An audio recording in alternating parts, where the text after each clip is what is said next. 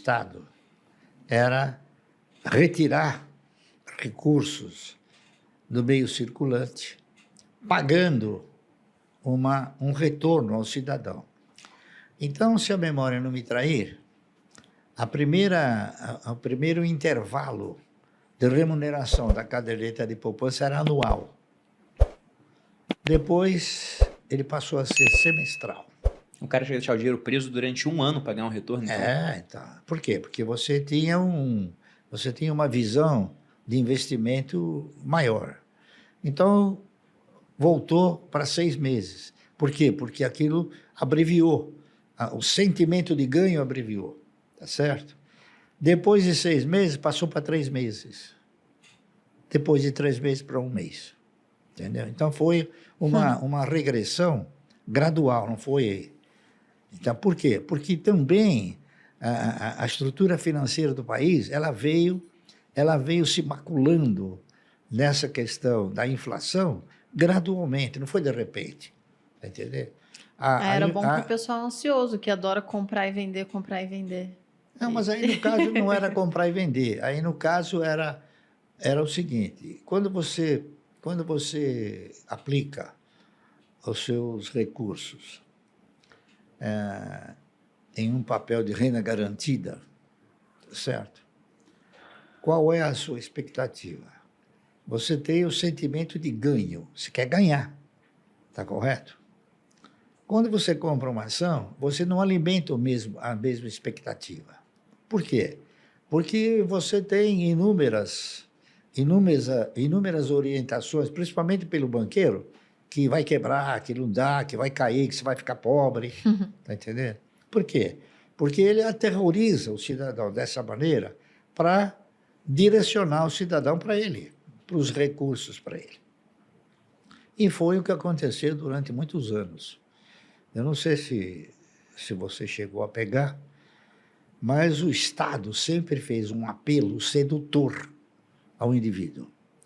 Então, nós tivemos uma época em que as emissoras de televisão, cada uma inseria 10, 15 ou 20 vezes por dia uma proposta, um apelo assim.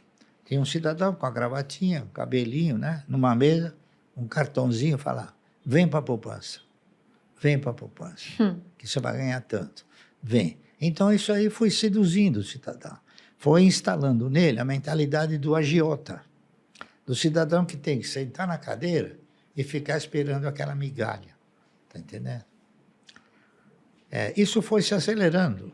Primeiro, nós tivemos o open market, que você aplicava e ganhava por um dia.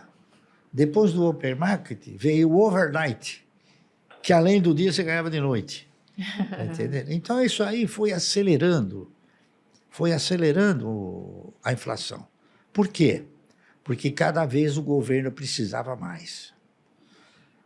O governo foi tendo esse foco de tirar recursos de circulação,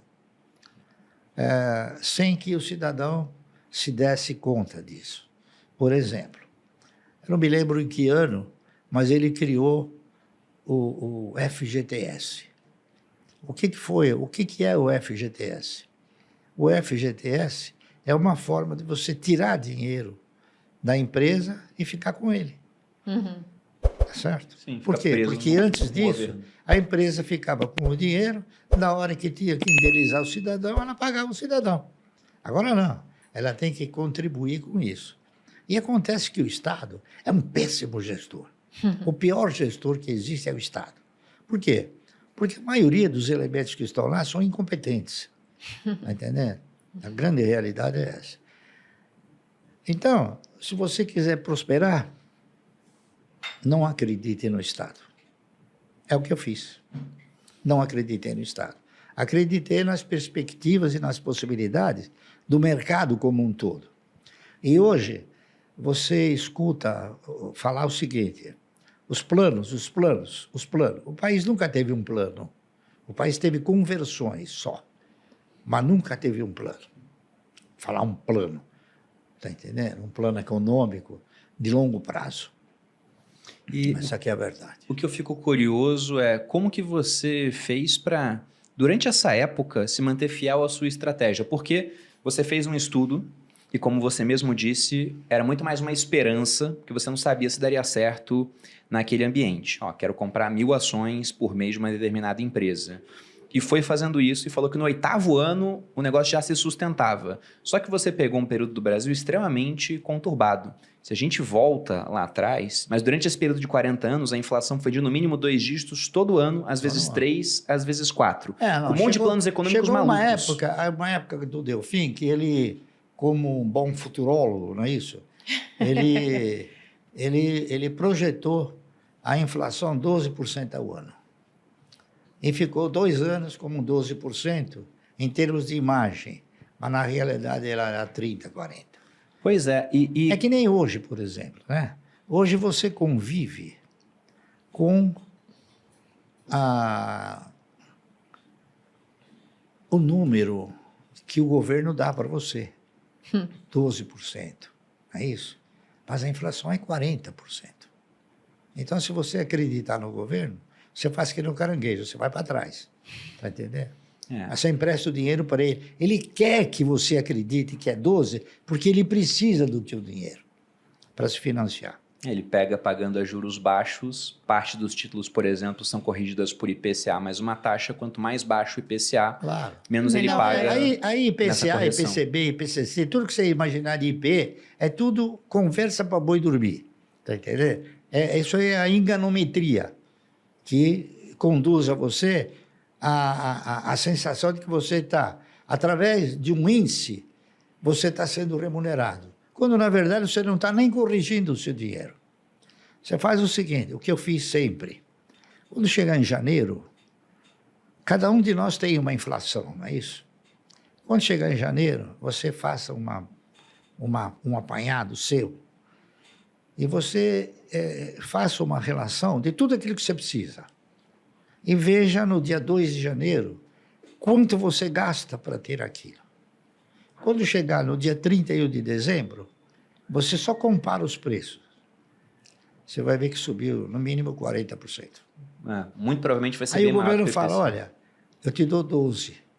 Então o que acontece? Se você pegar aquele volume de dinheiro, aplicar para ganhar 12 no ano, e a inflação é 40 real, você não aplicou na renda fixa.